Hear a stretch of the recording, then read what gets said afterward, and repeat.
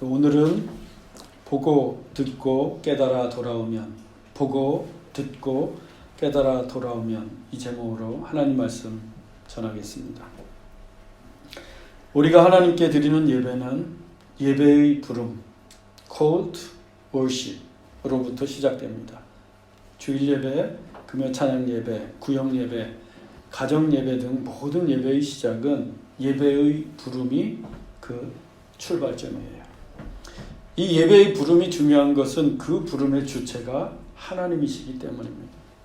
하나님께서 우리를 예배의 자리로 부르셨다라는 신학적인 진술이 call to worship, 예배의 부름입니다. 우리를 예배의 자리로 부르신 분은 하나님이세요. 목사가 아닙니다. 친구가 아니에요. 하나님이 불러주셨어요. 하나님이 세상 속에 살아가던 우리를 부르셨기 때문에 우리가 함께 이곳에 모여 하나님을 예배할 수 있는 겁니다. 즉 예배의 시작은 누구에게 있어요? 하나님에게 있습니다. 하나님에게. 그래서 주보를 보면 예배의 첫 번째 순서가 예배의 부름 또는 예배의 부름과 기원 이렇게 되어 있어요. 우리 교회는 예배의 부름과 기원 이렇게 표시되어 있습니다. 본래는 순서가 예배의 부름, 그 다음이 예배의 기원 이렇게 두 가지예요. 예배의 부름은 하나님께서 우리를 부르시는 것이고 예배의 기원은 우리가 하나님께 드리는 기원입니다. 즉 예배의 부름에 대한 응답이 예배의 기원이에요. 우리 교회는 이 두 순서를 연이어서 하기 때문에 그냥 심플하게 예배의 부름과 기원이라고 표시한 것뿐입니다. 제가 처음에 시편 말씀과 함께 하나님은 영이시니 예배하는 자가 영과 진리로 예배할지니라 이 말씀을 낭독하는 게 예배의 부름입니다. 곧이어서 그 부름에 대한 응답으로 제가 예배를 위해 짧게 기도하고 성부와 성자와 성령 하나님께 영광을 돌리는 기원이 예배의 기원이 되는 거예요. 중요한 것은 이 예배의 시작이 예배의 부름에서 비롯된다는 것입니다. 묵도나 사도신경으로 예배를 시작하는 게 아니라 예배의 부름이 하나님의 부르심으로 예배를 시작합니다. 그래서 예배의 부름은 단지 예배의 시작을 알리는 신호가 아니라 하나님의 인비테이션, 초청이에요. 수고하고 무거운 짐진 자들이 하나님의 품에서 안식할 수 있도록 부르시는 초청입니다. 또 바쁘고 찌든 세상 만사에 하나님을 잊고 살았던 우리에게 내가 너의 하나님이야 라고 새삼 알려주시는 부르심이에요. 우리가 바쁘게 살다 보면 또 세상 일에 쫓기다 보면 하나님을 잊을 때가 있지 않습니까? 그렇게 하나님을 잊고 살던 우리에게 하나님의 존재와 하나님의 살아계심을 다시 깨닫게 하시는 부르심이 예배의 부름입니다. 그리고 외롭고 서러운 이들에게 내가 함께 울어줄 테니 나에게 오라 라는 부르심이 예배의 부름이에요. 뿐만 아니라 집을 나간 탕자를 위해 새 신과 가락지와 새 옷을 준비하시고 돌아오길 기다리시는 하나님의 부르심이고 한 피 바다 한 몸을 이룬 형제와 자매들이 서로 위로하고 격려하고 사랑하는 공동체로의 부르심이 예배의 부름입니다. 예배의 부름에는 이처럼 많은 의미가 담겨 있어요. 그렇다면 예배는 하나님의 축복입니다. 예배의 자리에 나와 하나님을 예배할 수 있다는 것만 해도 하나님의 은혜예요. 예배 드리고 싶어도 예배 드릴 수 없는 사람들이 얼마나 많은지 몰라요. 지금도 예배하면 핍박하고 박해받는 사람들이 부지기수입니다. 예배할 수 있다. 우리가 함께 모여 하나님을 예배한다. 이건 정말 큰 축복이고 은혜입니다. 그래서 코로나 이후에 우리의 일상 중에 가장 먼저 회복해야 될 게 예배라고 했어요. 공동체 예배를 회복하는 것. 이게 가장 먼저입니다. 예배의 자리가 하나님의 축복이고 은혜이기 때문이에요. 우리가 3개월 정도 온라인 예배를 드리다가 이렇게 예배당에서 공동체 예배를 드릴 수 있게 되어서 얼마나 기쁘고 감사한지 몰라요. 그러나 아직 코로나 사태가 끝난 게 아닙니다. 호주도 뉴질랜드처럼 곧 코로나 종식 선언을 할 줄 알았는데 빅토리아주에서 확진자가 급증을 하면서 다시 어려운 상황에 처하게 되었습니다.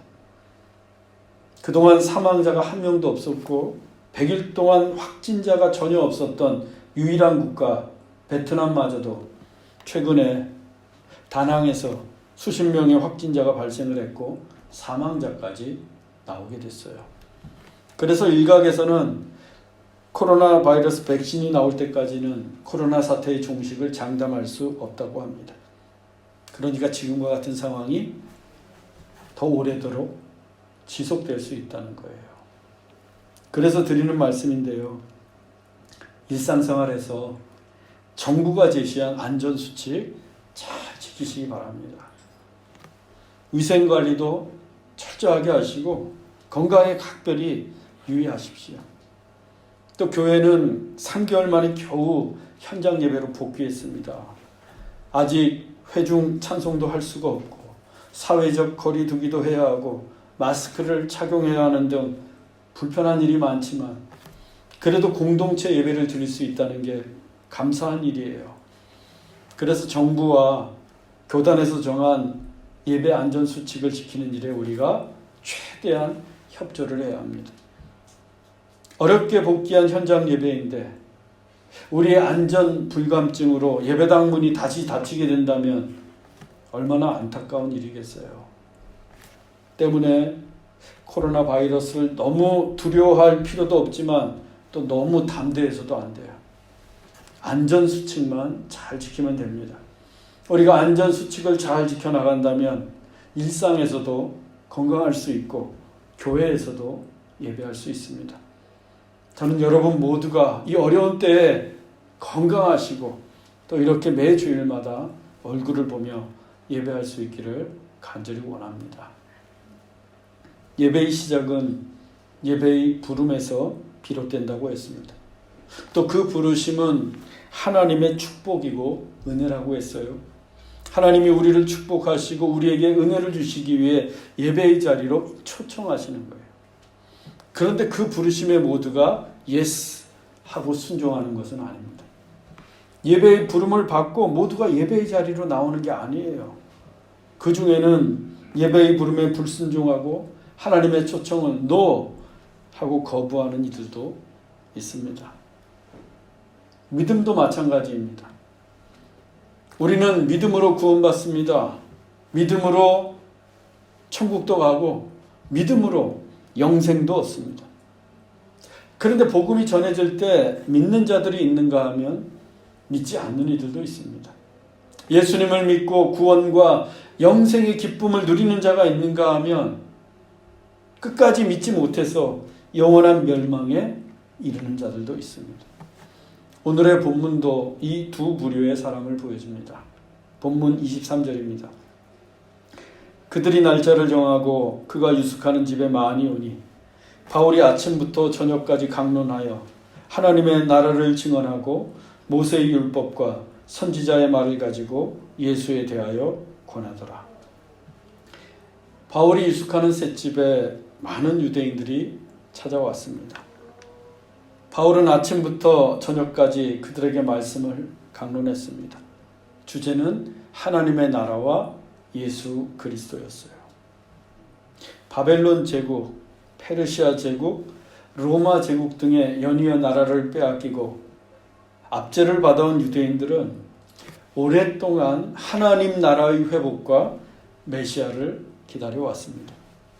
언젠가는 메시아가 와서 이 제국의 압제로부터 이스라엘을 구원하고 무너진 다윗 왕조를 일으켜 하나님의 나라를 회복할 것이라고 믿었기 때문이에요.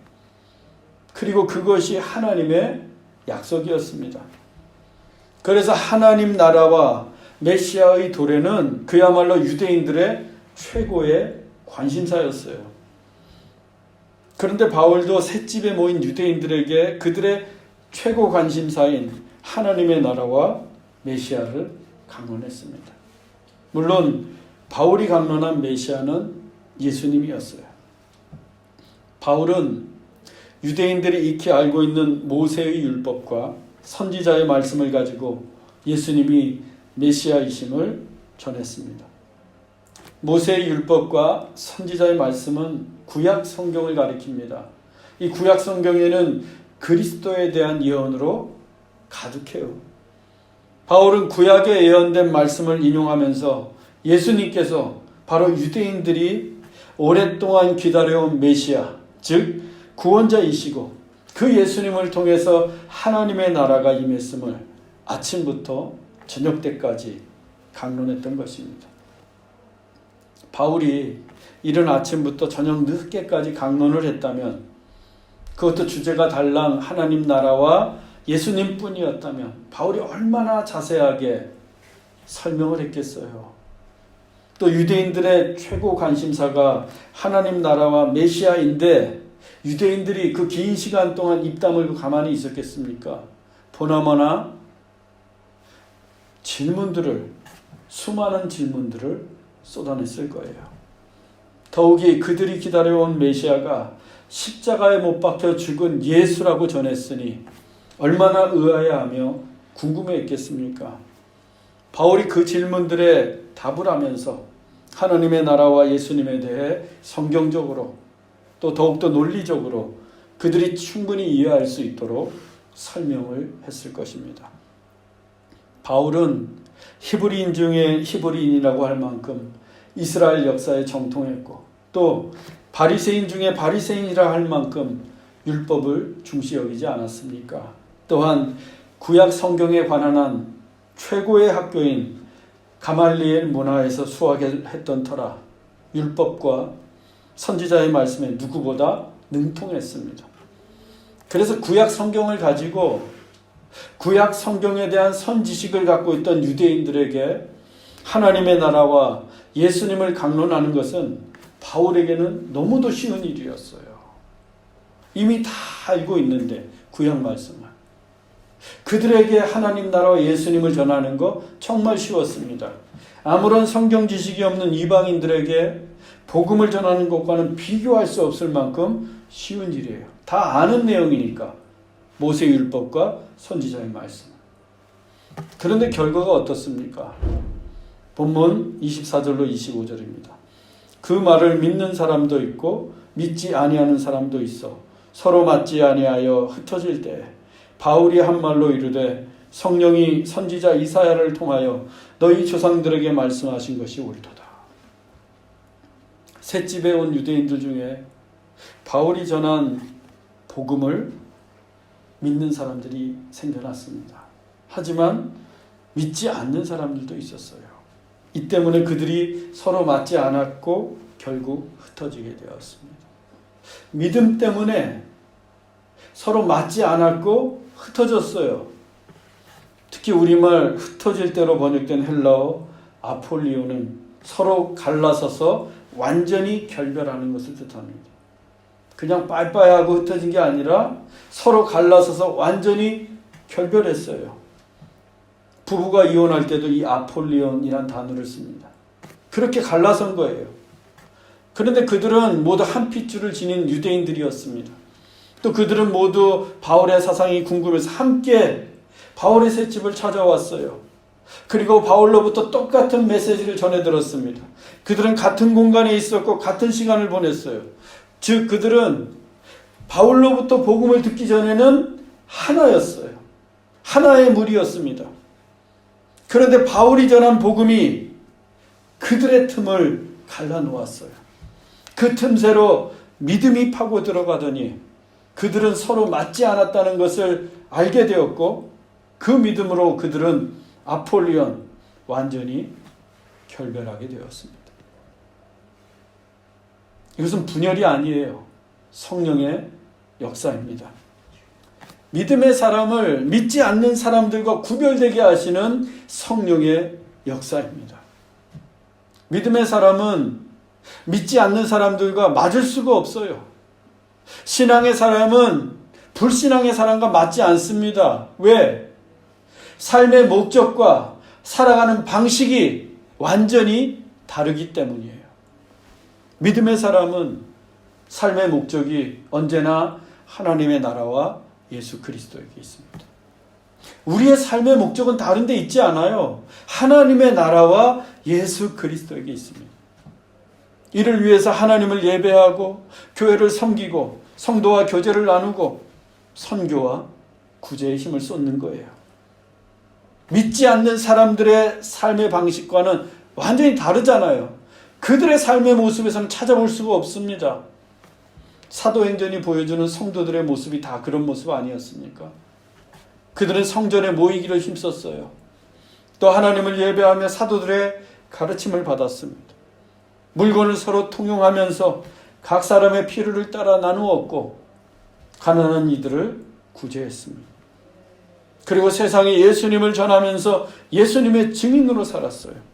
고난이 오고 핍박을 받고 시대가 바뀌어도 이 같은 그리스도인의 삶의 목적과 살아가는 방식은 바뀌지 않았습니다.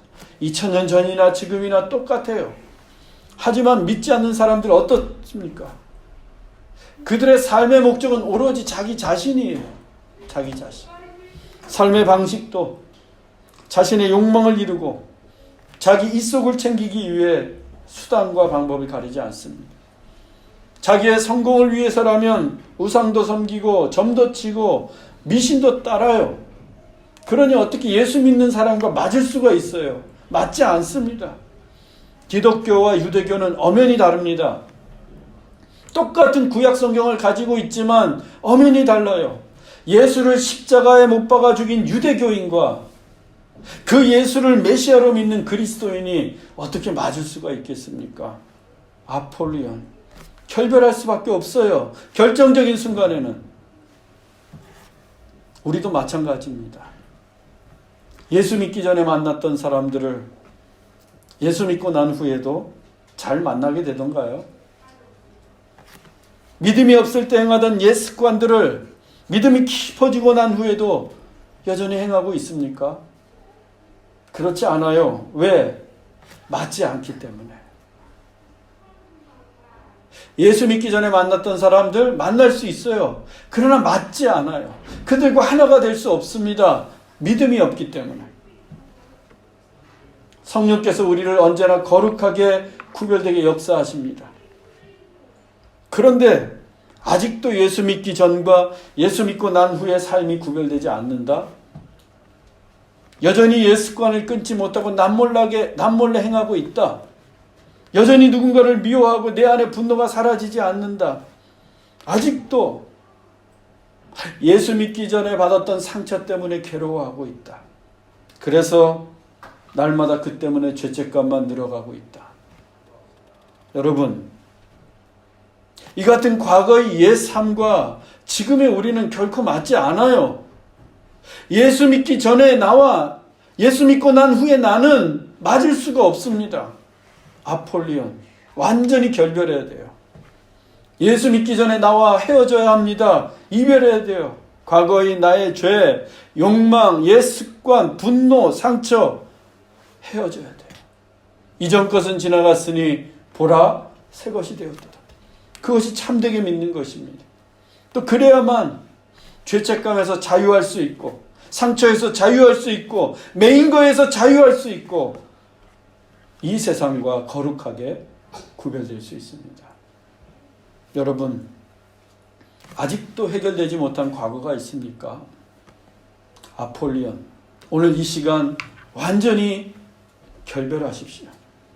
그래서 자유하시고 세상과 구별된 참된 믿음의 사람이 되기를 간절히 바랍니다. 바울의 강론을 들었던 유대인들 중에 믿는 사람보다 믿지 않은 사람들이 훨씬 더 많았던 것 같습니다. 어쩌면 믿지 않는 사람들의 수가 압도적으로 더 많았는지도 모릅니다. 그렇지 않았다면 바울이 성령께서 선지자 이사야를 통해 하신 말씀을 인용했을 리가 없습니다. 본문 26절로 27절 상반절입니다. 일러스되 이 백성에게 가서 말하기를 너희가 듣기는 들어도 도무지 깨닫지 못하며 보기는 보아도 도무지 알지 못하는도다. 이 백성들의 마음이 우둔하여져서 그 귀로는 둔하게 듣고 그 눈은 감았으니. 이 본문은 이사야 6장 9절로 10절 말씀을 인용한 것입니다. 이사야 선지자가 활동하던 때에 우시야 왕이 유다를 통치했습니다. 당시 유다는 경제적으로 매우 부강했어요.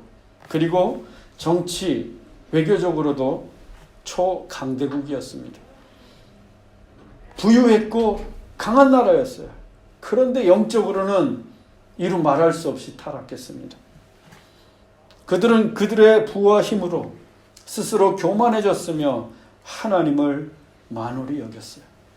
또 욕망을 탐하고 음란했습니다. 우시야 왕은 사울 왕과 똑같은 죄, 즉 제사장만이 집례할 수 있는 성전의 분향까지 자기가 하려고 했어요. 너무 교만해졌어요. 당시 유다가 얼마나 부패하고 타락했으면 하나님께서 소돔 같고 고모라 같다고 한탄하셨겠습니까? 하나님이 아무리 말씀을 하셔도 그들은 죄악에서 돌이키지 않았습니다.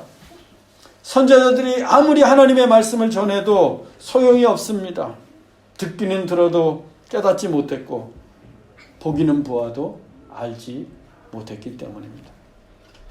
여러분, 목사가 제일 답답하고 안타까울 때가 언제이겠습니까?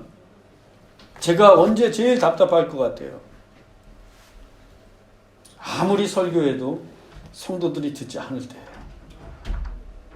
아무리 하나님의 말씀을 가르쳐도 교인들이 변하지 않을 때입니다. 그때만큼 힘이 빠지고 무기력할 때가 없어요. 목사인 저도 그럴진데 하물며 하나님이시겠습니까? 얼마나 답답하시겠어요? 얼마나 안타까우시겠어요? 그렇게 말씀하시는데도 돌이키지를 않아요. 심지어 하나님께서 그 교만한 우시야 왕을 쳐서 문둥병이 걸리게 하셨습니다. 그러면 깨달아야 되잖아요.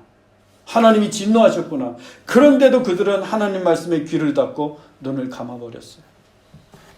하나님께서 그들을 향해 발바닥부터 머리까지 성한 것이 없다 라고 하실 정도로 그들은 타락했어요. 지금 바울의 셋집에 와서 아침부터 저녁까지 바울이 전한 복음을 듣고도 믿지 않는 유대인들이 바로 우시야 시대의 유다 백성들과 같았습니다.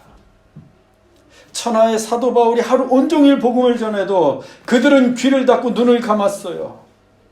구원받을 수 있는 기회를 놓쳤습니다. 어떤 사람이 구원받아요? 구원이 누구에게 임합니까? 예수님을 믿어야 돼요.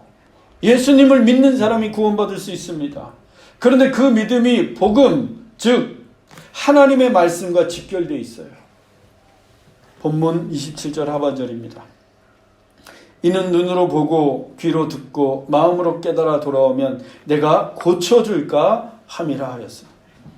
믿음은요, 하나님의 말씀으로부터 생겨납니다. 말씀을 보고 듣고 깨달을 때 우리의 심령에 믿음의 씨앗이 떨어지고 싹이 나고 자라가게 되는 거예요. 하나님의 말씀이 우리 심령에 떨어지면 믿음이 그때부터 생겨나기 시작합니다.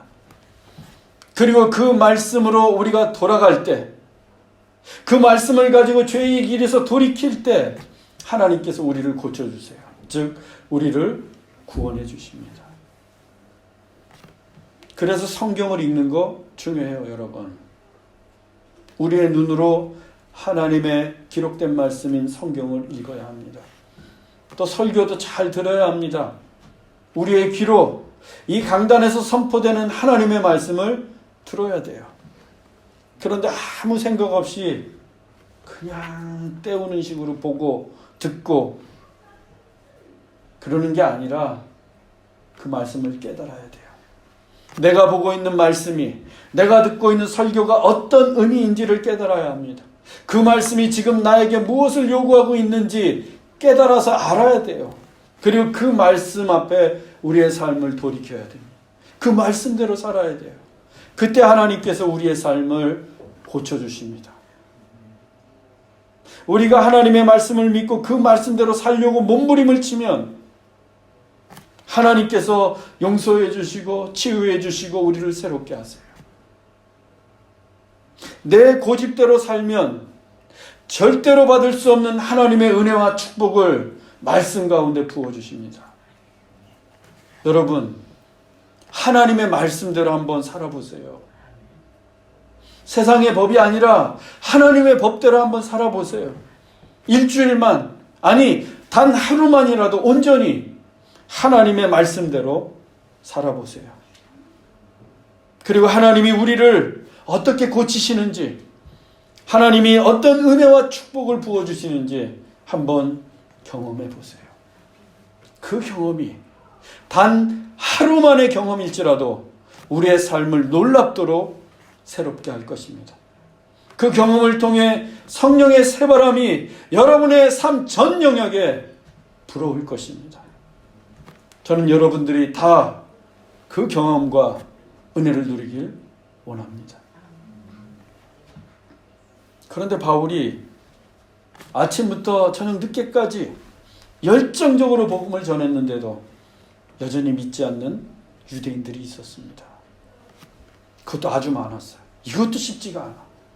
아니 새벽부터 밤늦게까지 하나님의 말씀을 들었는데, 그것도 천하의 사도 바울이 복음을 전했는데도 믿지 않아요. 그들은 복음의 귀를 닫고 눈을 감아버렸습니다. 믿지 않기로 작정을 했어요. 그런데 무슨 일이 생겼습니까? 본문 28절입니다. 그런즉 하나님의 이 구원이 이방인에게로 보내어진 줄 알라. 그들은 그것을 들으리라 하더라.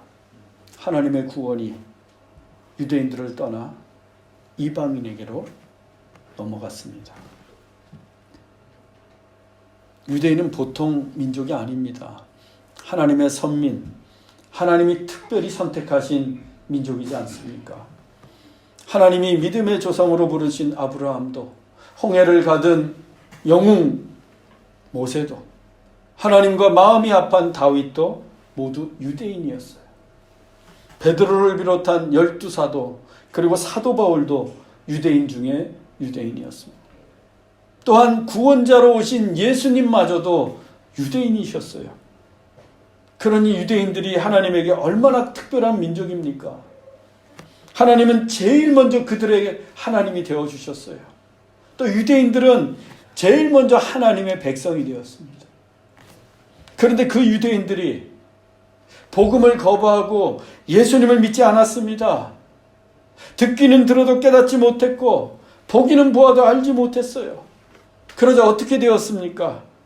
그 특별한 민족, 하나님에게는 너무도 특별했던 유대인들이었지만 하나님께서 구원의 은총을 이방인에게로 옮기셨습니다. 예수님이 십자가에 못 박히시고 피 흘리시며 죽기까지 이루신 하나님의 구원이 유대인들에게서 떠나가 버렸어요. 그들을 구원하시려고 예수님이 직접 유대인이 되셨고 유대인들 땅에 오셨는데, 정작 하나님의 구원은 이방인에게로 보내졌습니다.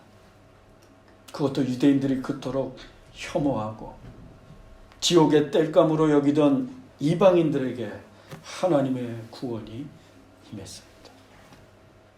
유대인들이 거부한 복음을 그 이방인들은 보고 듣고 깨달아 하나님께로 돌이켰기 때문입니다. 하나님의 구원만 그런 게 아닙니다. 하나님의 은혜와 축복도 마찬가지입니다. 우리가 보고 듣고 깨달아 돌이키지 않으면 하나님의 은혜와 축복도 다른 사람에게 보내집니다. 한 달란트 땅속에 묻었던 자가 어떻게 되었습니까? 이 악하고 게으른 종아라는 꾸지람을 듣고 그 한 달란트마저 다른 사람에게 빼앗기고 말았습니다. 본래는 나에게 주신 은혜와 축복인데 내가 듣기는 들어도 깨닫지 못하고 보기는 보아도 알지 못하면 그 은혜와 축복은 다른 사람 것이 됩니다. 하나님이 다른 사람에게 보내십니다. 얼마나 억울해요. 다른 건 몰라도 하나님이 나를 위해 준비하시고 나에게 주시려는 은혜와 축복만큼은 꼭 받아야 하지 않겠습니까? 나를 위한 은혜와 축복인데, 나를 위한 직분과 사역인데, 나에게 맡기신 사명인데, 그것들이 다른 사람들에게 다 보내진다면 그보다 더 안타까운 일이 어디에 있겠어요? 사랑하는 형제자매 여러분, 하나님의 말씀을 눈으로 보고 귀로 듣고 마음으로 깨닫기를 바랍니다.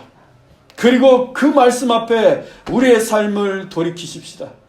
그래서 하나님께서 우리를 위해 준비하신 은혜와 축복을 풍성히 누리는 저와 여러분이 될 수 있기를 주 예수 그리스도의 이름으로 축원합니다. 기도하겠습니다. 사랑의 하나님, 허물 많고 죄 많은 우리를 택하시고 하나님의 자녀가 되게 하시니 감사합니다. 하나님의 말씀을 눈으로 보고 귀로 듣고 마음으로 깨닫고 돌이키는 참된 믿음의 사람이 되게 하옵소서. 그리고 그 말씀대로 살기를 원합니다. 그래서 우리의 삶에 성령의 새바람이 불어오고 하나님이 부어주시는 풍성한 은혜와 축복을 누리기를 원합니다. 우리의 구원자가 되시는 예수 그리스도의 이름으로 기도하옵나이다. 아멘.